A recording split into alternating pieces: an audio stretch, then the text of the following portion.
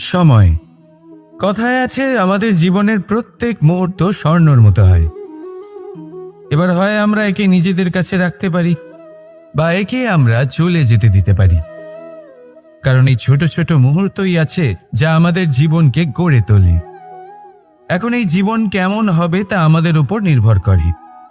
যদি আপনি একটা মুহূর্তের যত্ন না নেন, যদি আপনি এক মুহূর্ত ভালো না বাসেন, যদি আপনি এক মুহূর্ত স্নেহের আনন্দ না উপভোগ করতে পারেন, তাহলে দেখতে দেখতেই আপনার সমস্ত সময় নষ্ট হয়ে যাবে, আপনি জানতেও পারবেন না। অর্থাৎ এই সময় স্বর্ণ হতে পারে না। তবে আমরা একে স্বর্ণ বানিয়ে নিতে পারি আমাদের চেষ্টার মাধ্যমে। এই সময় শুধু একটি লাঙল যা মাটির সাথে লড়াই করতে পারে, আর কিছু নয়। একটা অত্যন্ত গুরুত্বপূর্ণ কথা মনে রাখবেন, আপনার কাছে শুধু সময় আছে। এবার আপনি এটা দিয়ে স্বর্ণ বানাবেন না ঘুমিয়ে স্বপ্ন দেখে একে নষ্ট করবেন, সিদ্ধান্ত আপনারই। রাধা রাধা। অনেক সময় মানুষ এই কথায় দুঃখ পান যে কেন বারবার তার ক্ষমতার ওপরে সন্দেহ প্রকাশ করা হয়, কেন বারবার তাকে পরীক্ষা দিতে হয়। কেন জিজ্ঞেস করে, এটাই কি আমার ভাগ্য যে একাধিকবার আমার ক্ষমতা আমাকে প্রমাণ করতে হবে? মানুষ মনে করে এ হলো দুর্ভাগ্য। আমি মনে করি এ হলো সৌভাগ্য। কিভাবে? সন্দেহ কার ওপরে করা হয়? সোনার বিশুদ্ধতাকে নিয়ে, লোহাকে নিয়ে নয়। বিশুদ্ধতার নিরিখে বারবার তাকে পরীক্ষা করা হয়, তামাকে করা হয় না। রত্নকারের আঘাত হীরেকে সহ্য করতে হয়, কোনো কাঁকরকে নয়। সেই জন্য নিজের ভাবনাকে ধন্যাত্মক করে তুলুন।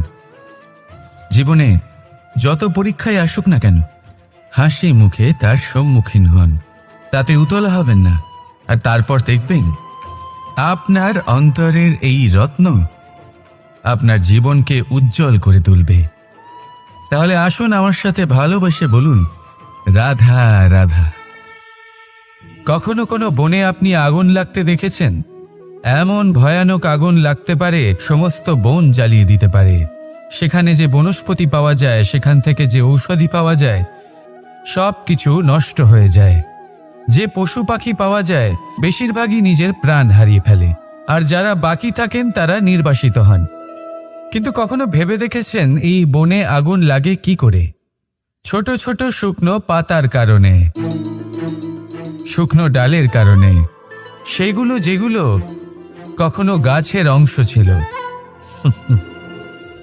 সবসময় মনে রাখবেন, গাছ আমরা কুড়ুল দিয়ে কেটে থাকি, কিন্তু গাছ কখনো কুড়ুলের ডগা দিয়ে কাটা যায় না। বরং এই যে হাতলটা আছে, তাতে যে শক্তি লুকিয়ে রয়েছে, এই শক্তির দ্বারা গাছ কাটা হয়। এবার বলুন, এই যে হাতল, এ কি দিয়ে তৈরি হয়? স্বয়ং গাছের দ্বারাই। এর থেকে আপনি কি শিক্ষা পেলেন? যদি কেউ আপনজন হন, যে আপনার কোনো দরকারে লাগছেন, সেই কারণে তাকে নিজের থেকে দূরে করবেন না। যদি তার সাহায্যের প্রয়োজন হয় তাহলে তাকে সাহায্য করুন, যদি তার সঙ্গের প্রয়োজন হয় তাহলে তাকে সঙ্গ দিন। নিঃস্বার্থভাবে আপনজনদের বিকাশের পথে নিয়ে যান। নিজের স্বার্থ অনুসারে আপনজনদের নিজের জীবনে রাখবেন না। আসুন আর আমার সাথে ভালোবেসে বলুন, রাধা রাধা। প্রকাশ কার মধ্যে থাকে? সূর্য। শীতলতা কার মধ্যে থাকে? চন্দ্রমার মধ্যে। এবার যদি সূর্যের মধ্যে প্রকাশ না থাকে কি হবে? অন্ধকার। যদি চন্দ্রমার মধ্যে শীতলতা না থাকে তাহলে কি হবে? মহা অন্ধকার। সবকিছু অন্তরে আছে, শুভ ভাব আর সত্যতা প্রত্যেকটা মানুষের অন্তরের মধ্যে থাকবেই থাকবে। যদি এটা না থাকে তাহলে জেনে রাখুন কিছুই নেই। যেমন একটা প্রদীপ যা জ্বলছে, যা প্রকাশ দিচ্ছে, অন্ধকারে আমাদের পথ প্রদর্শন করছে। কেন জ্বলে? কারণ ওর মধ্যে একটা সলতে আছে যা জ্বলছে। সলতে কেন জ্বলে? কারণ তার ভিতর ঘি আছে যা ওই সলতেকে জ্বলতে সাহায্য করে। সব কিছুই আমাদের মনের ভিতরেই রয়েছে, ভালো ভাব এবং সততাও। এই নিয়েই কর্ম করতে থাকুন আর জীবনের সামনে এগোতে থাকুন। সমস্ত জীবন আলোকিত হয়ে উঠবে। আসুন আর আমার সাথে ভালোবেসে বলুন, রাধা রাধা। ভক্তি আর শক্তি, এই দুইয়ের মধ্যে সম্পর্ক অত্যন্ত সরল। মানুষ ভক্তি করেন যাতে তিনি শক্তি লাভ করতে পারেন, আর শক্তি লাভ করার পরে ভক্তিভাব ভুলে যান আর শক্তির প্রতি আসক্তিতে মত্ত হয়ে যান, আর সেখান থেকেই তার বিনাশ শুরু হয়। কেন? কারণ ভক্তির দ্বারা প্রাপ্ত শক্তি অন্য কারোর হিতের জন্য ব্যবহার করতে হয়, অন্য কারোর মঙ্গল করার জন্য ব্যবহার করতে হয়, কারোর বিনাশের জন্য নয়। এবার যদি আমি আপনাদের একটা উদাহরণ দিয়ে বোঝাই, তাহলে কোদাল দিয়ে আমরা মাটি কোপাতে পারি, একটা গর্ত খুঁড়তে পারি যাতে একটা নতুন বৃক্ষ জন্ম নিতে পারে, একটা বৃক্ষ যা অন্য জীবকে ফল প্রদান করবে, যাত্রীদের ছায়া প্রদান করবে। কিন্তু এই কোদালের ব্যবহার যদি আমরা অন্য কারোর ক্ষতি করার জন্য করি, তাহলে ক্ষতি শুধুমাত্র আমাদেরই হবে। তাই জীবনে যদি আপনি কোনো শক্তি লাভ করেন, হয়তো ভক্তির দ্বারা বা অন্য যেখান থেকেই হোক, তার সদ্ব্যবহার করতে শিখুন, নয়তো এই প্রাপ্ত শক্তি আপনার পতনের কারণ হয়ে দাঁড়াবে। তাহলে আসুন আমার সাথে ভালোবেসে বলুন, রাধা রাধা। পঞ্চমহাতত্ত্ব, পঞ্চমহাভূত, এদের বিষয়ে আমি আপনাদের সবকিছুই বলে দিয়েছি। কেন? এরা আমাদের জীবনের সব থেকে বড় শিক্ষক। আর এদের থেকে আমরা কি শিক্ষা পাই? নিশ্চিতরূপে এই পঞ্চমহাতত্ত্ব আমাদের দেহের নির্মাণ করে, কিন্তু একটা ষষ্ঠ মহাতত্ত্ব রয়েছে, এমন এক তত্ত্ব যার না কোনো ভার আছে না কোনো পরিমাণ আছে, কিন্তু তা হলো অত্যন্ত গুরুত্বপূর্ণ, ভাবনা। কেউ একে আত্মা বলে, কেউ একে বিবেক বলে, কেউ একে প্রাণ বলে, আর কেউ বলে চেতনা। এবার এই চেতনা যখন পঞ্চমহাতত্ত্বের সাথে জুড়ে যায়, এক হয়ে যায়, তখন মানুষের জীবনের নির্মাণ হয়। এবার আপনার দেহের নির্মাণ জন্ম থেকেই পঞ্চমহাতত্ত্ব করে দেয়, কিন্তু এই ভাবনা, এই চেতনা, একে আপনি নিজেই এগিয়ে নিয়ে যেতে পারেন। একে দিশা দেখাতে হবে, এর বিকাশ আপনাকেই করতে হবে। কিভাবে? তা আপনার ওপর নির্ভর করছে। আপনি এর সদ্ব্যবহারও করতে পারেন, দুর্ব্যবহারও করতে পারেন। এমন এক দিশা দিতে পারেন, এমন সদ্ব্যবহার করতে পারেন যে আপনি নিজেই কোনোদিন ভগবদ্ গীতার জ্ঞান দিলেন। এমন দুর্ব্যবহার করতে পারেন, এমন দিশাও দিতে পারেন যে আপনি হয়তো শকুনের মতোই মহাভারত রচনা করলেন। এই চয়ন আপনারই। শুধু এই চেতনার শুদ্ধতার দিকে বিশেষ নজর রাখতে হবে। যদি এই চেতনা শুদ্ধ হয়, তাহলে প্রেম থাকবে, আর যদি এই চেতনা অশুদ্ধ হয়, তাহলে বিদ্বেষ হবে। আর আমার মতে সুখ এবং শান্তি প্রেমের দ্বারাই লাভ হবে, বিদ্বেষ দ্বারা নয়। তাহলে আসুন আর আমার সাথে ভালোবেসে বলুন, রাধা রাধা। এই ব্রহ্মাণ্ড কত বৃহৎ, তাই না? যার সম্মুখে এই পৃথিবীকেও একটা বিন্দুর মতো মনে হয়। আর এই পৃথিবীতে আমরা কে হই? আমাদের আকার কি রকম? আমাদের অস্তিত্বই বা কি? যখন আমরা এভাবে ভাবি, তখন মনে হয় আমরা কিছুই নই। তা আমরা যখন কিছুই নই, তাহলে আমরা এত চিন্তা করি কেন? কি ভেবে ভয় পাই? কাকেই বা এত ভয় পাই? কে আমাদের মারতে পারে আর কেই বা আমাদের জন্ম দেবে? আত্মার আসলে না কখনো জন্ম হয় আর না কখনো মৃত্যু। আত্মা শুধুই শরীর বদল করে। আপনি, আমি, আমরা সকলে এই শরীর নয়, আমরা হলাম আত্মা, যা হলো পরম আত্মার পরম অঙ্গ। সেই জন্য মনে রাখবেন, বাইরের কোথাও দেখবেন না, নিজের অন্তরের গভীরে গিয়ে দেখুন, আত্মাকে উপলব্ধি করতে শিখুন। ক্লেশ, ভয়, চিন্তা, এই সব কিছুর থেকে নিজেকে দূরে রাখুন, তাহলেই উপলব্ধি করতে পারবেন পরমাত্মা কে।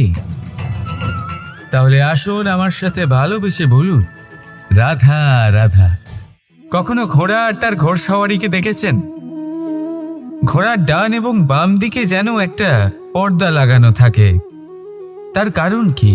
যাতে ঘোড়া অন্য কোনো দিকে দেখতে না পায়, শুধুমাত্র সামনে দেখে আর সেই দিকেই এগোতে থাকে। বলতে গেলে এটা খুব সাধারণ ব্যাপার, কিন্তু এর পেছনে খুব বড় এক বিজ্ঞান লুকিয়ে রয়েছে। আপনি যদি জীবনে নিজের লক্ষ্যে পৌঁছতে চান, তাহলে আপনাকে এদিক ওদিক তাকানো বন্ধ করতে হবে, শুধু সামনে নিজের লক্ষ্যের দিকে তাকিয়ে থাকতে হবে। তখনই জীবনে সাফল্য লাভ করবেন। ঘোড়া তো শুধুমাত্র এক পশু, তার উপরে লাগাম পরাতে হয়, চোখের ডান এবং বাম দিকে পর্দা পরিয়ে দেওয়া হয়। আপনি হলেন মানুষ, আপনাকে লাগাম কে পরাবে? কেউ না, এটা আপনাকে নিজেকেই করতে হবে। মনের গভীরে প্রবেশ করুন আর আবেগগুলিকে লাগাম পরান, তাদের নিয়ন্ত্রণ করতে শিখুন। আর নিজের দৃষ্টি সামনে, শুধু নিজের লক্ষ্যের দিকে। মনে রাখবেন, যদি আপনার দৃষ্টি শুধুমাত্র নিজের লক্ষ্যে থাকে, তাহলে লক্ষ্য ভেদ অবশ্যই করবে। যদি একাগ্রতা এদিক ওদিক চলে যায়, তাহলে লক্ষ্য হারিয়ে যাবে। রাধা রাধা। আমরা মনে করি অন্যের উপকার করা, কারোর ভালো করা, কাউকে সাহায্য করা, সেবা করা, দান করা, সুখে দুঃখে কারোর সাথে থাকা, এ হলো আমাদের জীবনের সবথেকে বড় কর্তব্য। এটাই আসল কর্তব্য। কিন্তু এটা কি সত্যি? না। কর্তব্যের জন্য অনেক সময় মানুষকে অনেক অনেক যন্ত্রণা ভোগ করতে হয়। এমন কিছু কর্তব্য থাকে যা পালনের জন্য মানুষকে এমন কিছু পথ দিয়ে যেতে হয় যেখানে কাঁটা আছে, দুঃখ আছে, যন্ত্রণা আছে, বিপদ আছে।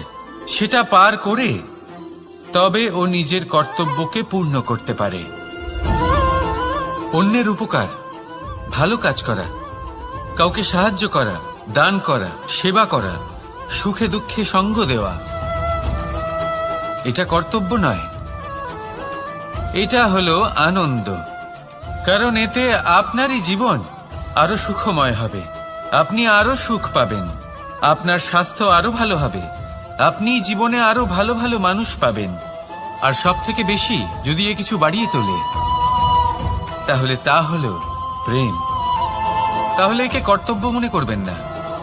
এ হলো শুধুই সেই পথ যাতে অগ্রসর হয়ে আপনি নিজের জীবন অত্যন্ত সুখময় করে তুলতে পারবেন। তাহলে আপনি এটাই করুন আর আমার সাথে ভালোবেসে বলুন, রাধা রাধা। আপনি কখনো একটা পর্বতকে দেখে থাকবেন। দিনের বেলায় যদি দেখেন এই পর্বতকে কত সুন্দর দেখতে লাগে, এত বিশাল, এত সুন্দর প্রকৃতির এই দৃশ্য দেখে মনে শুভ চিন্তার উদ্ভব হয়। এবার সেই পর্বতকেই আপনি অন্ধকারে দেখুন, ততটাই ভয়াবহ মনে হয়। এবার এটাই হয় মানুষের সাথেও, আর এটাই হয় অন্য কোনো স্থানের সাথেও। এবার এর কারণ কি? তাহলে কি মানুষের রূপ, তার ব্যক্তিত্বের কোনো মাহাত্ম্য নেই? না, এরকম কখনোই নয়। এর সমস্ত কৃতিত্ব পায় প্রকাশ। শুধুমাত্র এই প্রকাশে আপনার গুণকে, আপনার ব্যক্তিত্বকে, আপনার রূপ আরো উজ্জ্বল করে সংসারের সামনে নিয়ে আসে। তাহলে আপনিও অন্ধকার থেকে প্রকাশের পথে অগ্রসর হন, সেই মানুষগুলোর দিকে অগ্রসর হন, সেই দিশায় অগ্রসর হন যা আপনার ভেতরের গুণগুলিকে, আপনার ব্যক্তিত্বকে সংসারের সামনে আনতে পারে। যদি আপনি তা করতে পারেন, তাহলে আপনি জীবনভর সুখী থাকবেন। আসুন আর আমার সাথে ভালোবেসে বলুন, রাধা রাধা। আপনি কখনো সূর্যের আলোকে নিজের হাতের মুঠোর মধ্যে রাখার চেষ্টা করেছেন? আপনি নিশ্চয়ই জানেন যে সেটা সম্ভব নয়। আপনি জলকে কখনো বেঁধে রাখার চেষ্টা করুন, সেটাও সম্ভব নয়। কিন্তু যখন এই সূর্যের প্রকাশ, এই উত্তাপ পৃথিবীতে আসে, তখন ধরিত্রী কি করে? সে সমস্ত বনস্পতির মধ্যে তা ভাগ করে দেয়, তাদের বিকাশের সহায়ক হয়ে ওঠে, আর এই ধরিত্রীকে পুজো করা হয়। একে ধরিত্রী মাতা বলা হয়। সেই রকমই চন্দ্রমা রাত্রে যখন উজ্জ্বল হয়, নিজের আলো বিকশিত করে, তখন পথচারী পথিককে তার পথ দেখায়। সেই জন্য চন্দ্রমাকে দেবতা বলা হয়। ঠিক সেইভাবেই আপনি কখনো এই প্রকৃতিকে বেঁধে রাখার চেষ্টা করবেন না। একে আগলে রাখতে শিখুন, একে ভাগ করে নিতে শিখুন, ঠিক প্রেমেরই মতো। এই প্রেমকে কখনো নিজের হাতের মুঠোয় আবদ্ধ করার চেষ্টা করবেন না, বরং একে মন খুলে ভাগ করে নিতে শিখুন। এটা যদি আপনি শিখে নিতে পারেন, তাহলে নিজেকেও প্রসন্ন রাখতে শিখে যাবেন, অন্যদেরও প্রসন্ন রাখতে শিখে যাবেন। আসুন আর আমার সাথে ভালোবেসে বলুন, রাধা রাধা। দুঃখ কি, ভয় কি, এদের কিছুটা এইভাবে ভাবা যেতে পারে। জীবনে যখনই আপনি কিছু একটা লাভ করবেন, তখন সেটা হারানোর ভয় তার সাথেই চলে আসে। যেমন আপনি যদি ধন অর্জন করেন, ধন হারানোর ভয় তার সাথেই চলে আসে। সম্পত্তি অর্জন করলে সেটা লুট হবার ভয় তার সাথেই চলে আসে। আর এটা জীবনের সাথেও হয়। যেই মুহূর্তে আপনি জন্ম নেন, মৃত্যুর ভয় তার সাথেই চলে আসে। জন্ম না নিলে মৃত্যু কিভাবে হবে? মৃত্যুর ভয় কোথা থেকে আসবে? এবার এই ভয় কি সেটা আপনাকে বুঝিয়ে বলি। এই ভয় যদি মনের মধ্যে থাকে, জীবনে থাকে, তাহলে যা কিছু লাভ করবেন, সুখ, সম্পত্তি, সুবিধা, ধন, এইগুলি লাভ করার একটা আনন্দ থাকে, এদের সাথে জীবনযাপন করার একটা আনন্দ থাকে। এই ভয় সেই আনন্দ আপনার থেকে কেড়ে নেয়। ধরে নিন কাল আপনার মৃত্যু হতে চলেছে। এবার কালকের মৃত্যুর ভয় আজই মনে পুষে রাখলে, তাহলে এই ভয় আজকের সুখ, আজকের শান্তি আপনার থেকে কেড়ে নেবে। ভয় এটাই করে। সেই জন্য মনে রাখবেন, ভয়ের সঙ্গ আপনি ত্যাগ করে দিলে জীবন যাপনের যে সুখ তা চিরকাল আপনার সাথে থাকবে। আসুন আর আমার সাথে ভালোবেসে বলুন, রাধা রাধা। আপনি কখনো কোনো পর্বতে চড়েছেন? কথায় আছে, যখন আমরা পর্বত আরোহণ করি, ওপরে ওঠার সময় দুর্ঘটনার সম্ভাবনা কিছুটা কমে যায়। সেখানেই যখন পর্বত থেকে নিচে নামি, তখন দুর্ঘটনার সম্ভাবনা অত্যন্ত বৃদ্ধি পায়। অর্থাৎ নামার সময় আমাদের আরো ভারসাম্য বজায় রাখতে হয়, আরো সাবধানে থাকতে হয়, অর্থাৎ বিবেককে জাগিয়ে রাখতে হয়। এবার জীবনেও সাফল্যের পর্বত আরোহণের সাথে এটাই হয়। যখন আমরা সাফল্যের পর্বত আরোহণ করতে থাকি, তখন এমনি আমাদের লক্ষ্য আমাদের গন্তব্যের দিকে থাকে। আমরা নিরন্তর পরিশ্রম করি, চেষ্টা করতে থাকি, আমাদের মধ্যে সেই উৎসাহ থাকে, সেই সাহস থাকে। কিন্তু একটা কথা সত্যি, সমস্ত আরোহণের পরে অবরোহণ থাকে। আর এই অবরোহণই থাকে যেখানে বেশিরভাগ মানুষ নিজের ভারসাম্য বজায় রাখতে পারেন না, আর সেখানেই ভেঙে পড়েন। তাই জীবনে যদি সাফল্যের শিখরে পৌঁছতে চান, তাহলে আপনাকে নিরন্তর প্রয়াস করতে হবে, সংঘর্ষ করতে হবে, পরিশ্রম করতে হবে, আর নিজের লক্ষ্যের দিকে একাগ্রতা কেন্দ্রীভূত করতে হবে। তাহলে আপনি নিজের লক্ষ্য অবশ্যই পাবেন। কিন্তু যখন অবরোহণের সময় আসবে, যা নিশ্চিত রূপে আসবেই, তখন আপনাকে সংঘর্ষ করতেই হবে, ধৈর্য ধরতেই হবে, সাবধানে থাকতেই হবে, ভারসাম্য বজায় রাখতেই হবে। এটা হলো অত্যন্ত আবশ্যক, কারণ পরবর্তী সাফল্যের শিখরে আপনাকে পৌঁছতেই হবে, আর তার জন্য আপনাকে সুরক্ষিতভাবে অবরোহণ করতেই হবে। ঠিক কিনা? আসুন আর আমার সাথে ভালোবেসে বলুন, রাধা রাধা। প্রসন্নতা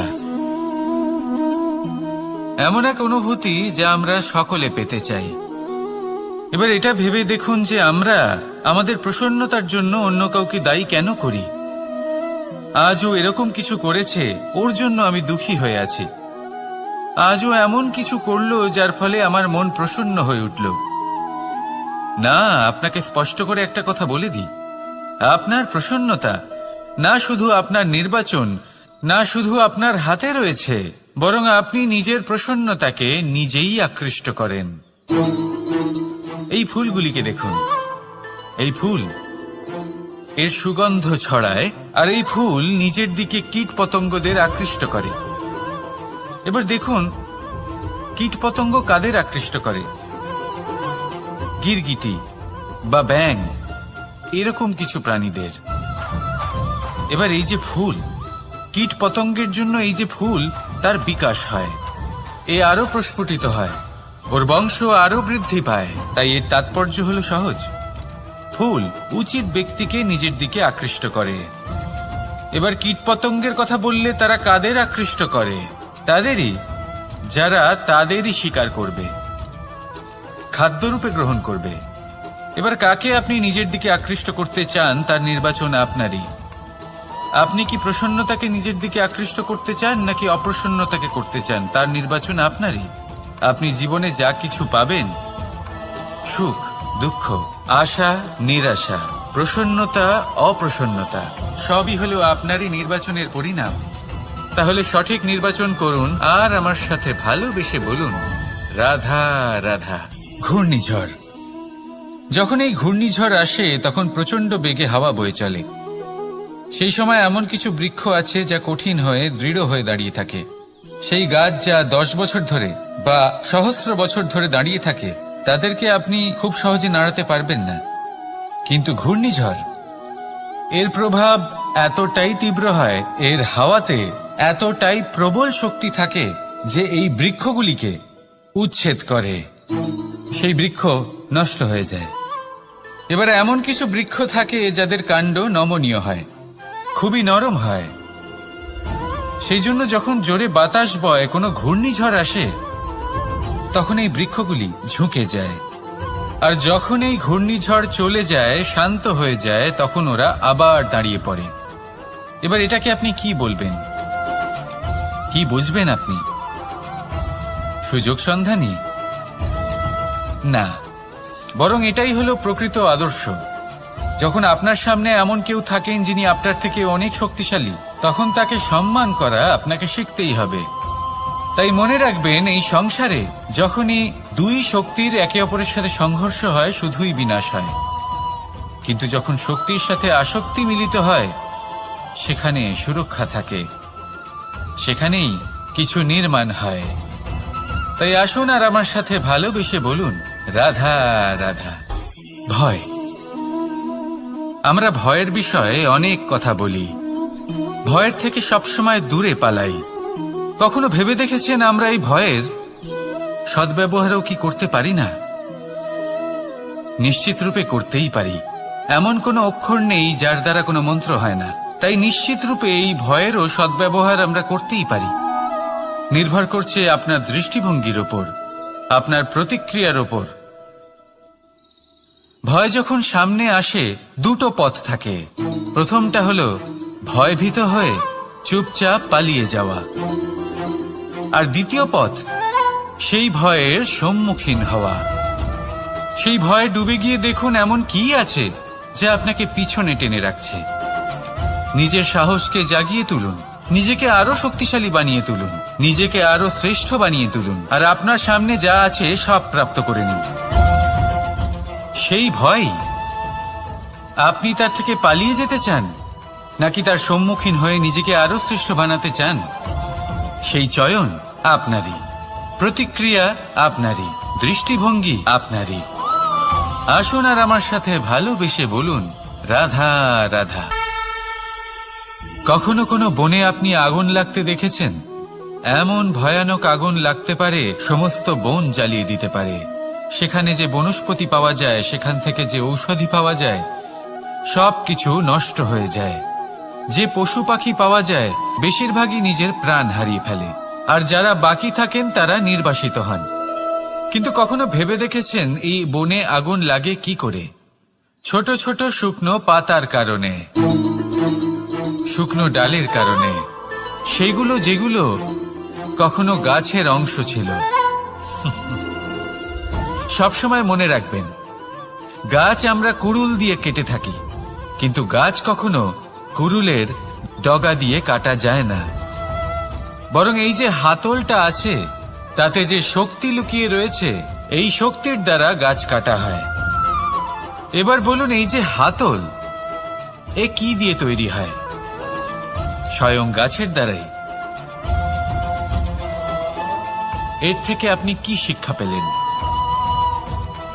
যদি কেউ আপনজন হন, যে আপনার কোনো দরকারে লাগছেন, সেই কারণে তাকে নিজের থেকে দূরে করবেন না। যদি তার সাহায্যের প্রয়োজন হয় তাহলে তাকে সাহায্য করুন, যদি তার সঙ্গের প্রয়োজন হয় তাহলে তাকে সঙ্গ দিন। নিঃস্বার্থভাবে আপনজনদের বিকাশের পথে নিয়ে যান। নিজের স্বার্থ অনুসারে আপনজনদের নিজের জীবনে রাখবেন না। আসুন আর আমার সাথে ভালোবেসে বলুন, রাধা রাধা। জীবনে লক্ষ্য লাভ কি করে করতে হয়? কেউ বলবে বন্ধুদের সাহায্যে, কেউ বলবে প্রেমের সাহায্যে, কেউ বলবে নিরন্তর চেষ্টা করলে, কেউ বলবেন পরিশ্রম করলে, কেউ বলবেন ঈশ্বরের আশীর্বাদে, ইত্যাদি ইত্যাদি। আমি আপনাকে বুঝিয়ে বলি, এই যেমন ত্রিলোক আছে, অর্থাৎ 3 লোক আছে, যাকে সঞ্চালন করে ত্রিদেব বা 3 জন দেবতা। সেইভাবে নিজের লক্ষ্যে পৌঁছানোর জন্য 3টি ভাবের প্রয়োজন পড়ে। প্রথম ভাব হলো স্বপ্ন দেখা। আপনি যদি স্বপ্ন দেখতে শুরু না করেন তাহলে সেখানে পৌঁছতেই পারবেন না। তারপর আপনাকে দৃঢ় সংকল্প নিয়ে সেই পথ যেমনই হোক তাতে চলতে হবে। এ হলো দ্বিতীয় ভাব, দৃঢ় সংকল্প। আর তৃতীয় ভাব হলো সেই লক্ষ্যের যাত্রা পূর্ণ করার জন্য প্রতিবদ্ধ হওয়া।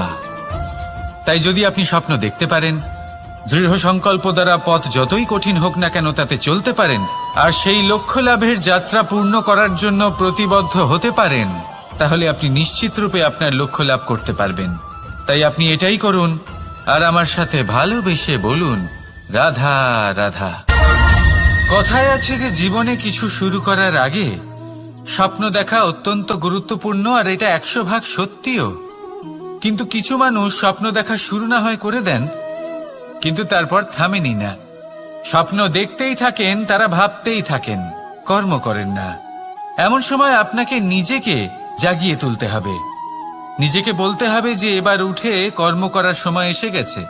কারণ আপনারা যদি অত্যাধিক বিচার করতে থাকেন, স্বপ্ন দেখতে থাকেন, তাহলে উঠে কিছুই করতে পারবেন না। আপনি শুধু একটা কাজ করুন, উঠে কর্ম করা আরম্ভ করে দিন। তারপর ভেবেচিন্তে ধীরে ধীরে নিজের কর্মকে দিশাও দিন আর তাকে উচিত গতিও দিন। কারণ এটাই হলো সাফল্যের মূল মন্ত্র। না শুধু কর্ম করুন না ভাবনা চিন্তা করে, আর না শুধু ভাবুন কর্ম না করে। সাফল্যের মূল মন্ত্র হলো এর ভারসাম্যে। তাহলে এটাই করুন, সাফল্যকে লাভ করুন, আর আমার সাথে ভালোবেসে বলুন, রাধা রাধা। সূর্যের মনে হয় যে তার থেকে বেশি তেজস্বী আর উজ্জ্বল কেউ নেই। তাই তার এই অহংকার ভঙ্গ করার জন্য মেঘ চলে আসে। তারপর এই মেঘের অহংকার বেড়ে যায় যে তার থেকে বেশি ঘন আর কেউ নেই। তারপরে বাতাসের একটা প্রবল দমক আসে আর মেঘেদের ছিন্ন ভিন্ন করে দিয়ে চলে যায়। তখন বায়ুর অহংকার বেড়ে যায়, আরো ভাবে যে তার থেকে বেশি শক্তিশালী আর কেউ নেই। এই দমকা বাতাস যখন বিশাল এক পর্বতের সাথে ধাক্কা খায়, তখন সেই বাতাসের অহংকারও চূর্ণ বিচূর্ণ হয়ে যায়। তারপরে পর্বত ভাবে যে তার থেকে বেশি ধীর আর শক্তিশালী আর কেউ নেই। তখন পৃথিবীতে ভূমিকম্প হয় আর সেই বিশাল পর্বত চূর্ণ বিচূর্ণ হয়ে যায়, তারও অহংকার ভেঙে যায়। এবার ধরিত্রীর অহংকার হতে থাকে। ধরিত্রী বলে যে আমার উপর সবকিছু টিকে রয়েছে, আমার থেকে বেশি শক্তিশালী আর কেউ নেই। একটা ছোট্ট ইঁদুর আসে, মাটিতে গর্ত করে আর মাটি ধসিয়ে দেয়। ধরিত্রীর অহংকার ভেঙে যায়। এর তাৎপর্য হলো সরল। এই সংসারে অহংকার কখনো স্থির থাকে না, এই অহংকার ভাঙবেই। এটা হলো সাংসারিক চক্র। আমাদের নিজেদের জীবনে কর্তব্য পালন করতে হবে, কর্ম করতে হবে, কিন্তু অহংকার নয়। যে ব্যক্তি এটা বুঝতে সক্ষম হন তাকে জ্ঞানী বলা হয়, আর যে মানুষ এটা বুঝতে পারেন না তিনি সারা জীবন শোধ প্রতিশোধ মান অভিমানের এই চক্রে আটকা পড়েন। এবার আপনি কি এই চক্রে আটকে থাকতে চান, নাকি জ্ঞানী হয়ে উঠতে চান? সেই চয়ন আপনারই। আসুন আর আমার সাথে ভালোবেসে বলুন, রাধা রাধা।